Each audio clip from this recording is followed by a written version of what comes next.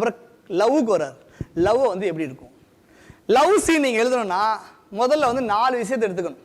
ஒன்று இயற்கை புணர்ச்சின்றார், ஒன்று இயற்கை புணர்ச்சி, அப்புறம் இடந்தலை பாடுன்றார், அப்புறம் பாங்கன் கூட்டம் பாங்கியர் கூட்டம். பாங்கன்னா தோழன், பாங்கியர்னா தோழி.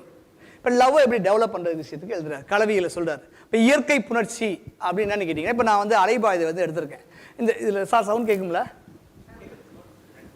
இது வந்து தலைவனும் இந்த இது போவாதா? இது சூப்பர்.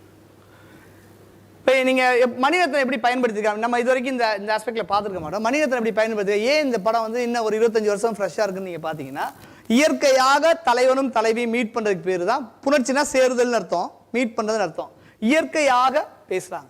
2 வகையாக வந்து ஒரு தலைவன் தலைவி மீட் பண்ணுவோம். ஒன்று கடவுளால் வந்து இவளுக்கு இவன் தான், 1000 பொண்ணு பார்த்துருப்போம், ஒரு பொண்ணு தான் கல்யாணம் பண்ணுவோம், 1000 பேர் நம்ம கூட படிச்சோம். அப்ப இயற்கையாக கடவுள் கொடுத்தது அப்படின்னு சொல்லி சொல்றாங்க. தெய்வத்தால் ஒண்ணு, இன்னொன்னு தலைவியோட அழகுல மயங்கி ஒண்ணு இருக்குதுன்றாரு. இப்ப இங்க இயற்கை புணர்ச்சி என்ன சீன் வருது அப்படின்னா,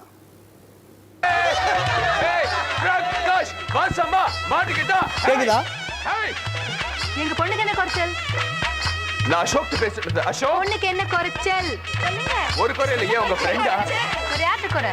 ஏதோ மாட்டிட்டான்னு பேசிட்டு இருந்தீங்க. அது இந்த கல்யாண சமாச்சாரம் தான். பிரகாஷ் கல்யாணம் மாட்டிக்குதுன்னு அர்த்தம்ல? ஐயோ இல்ல, ஜாலியா ஊரை சுத்தத்தை விட்டுட்டு இப்படி போய் கிராமத்து, சாரி நீங்க கூட கிராமத்து பொண்ணு தான் தப்பா நினைச்சுக்காதீங்க. பொண்ணு சரி, நீங்க கொடுத்துச்சுதான் பரவாயில்ல.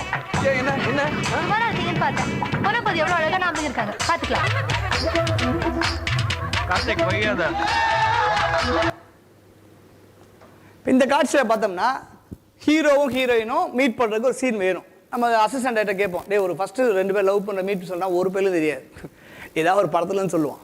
இப்போ லிட்ரேச்சரை படிச்சிட்டிங்கன்னா உங்களுக்கு இப்போ பார்க்குறப்ப தெரியும், ஒரு பெரிய ஒரு அண்ணா நூலகத்தில் ஒரு பெரிய ஃபங்க்ஷன் நடக்குது, அங்கே ஹீரோ வந்திருக்காரு, அங்கே ஹீரோயின் வந்திருக்காங்க, ஏத்தாப்படி மீட் இப்படி ஒரு சீனை எழுதிடலாம். இந்த கிராமர் தெரிஞ்சால் நம்ம என்ன செய்யணும், சீன் பிடிக்க முடியும். அப்போ